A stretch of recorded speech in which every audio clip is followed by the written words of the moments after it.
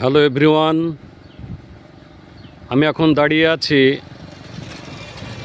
Gangni two হাটগোলে road Gopalnagar মাঠ নামক স্থানে। গোপালনগর মাঠ নামক স্থান থেকে MA লিঙ্কন, মেহেরপুরের কণ্ঠ, লাইক, কমেন্টস, শেয়ার, ফলো দিয়ে পাশে থাকবেন বিস্তারিত ভিডিওতে।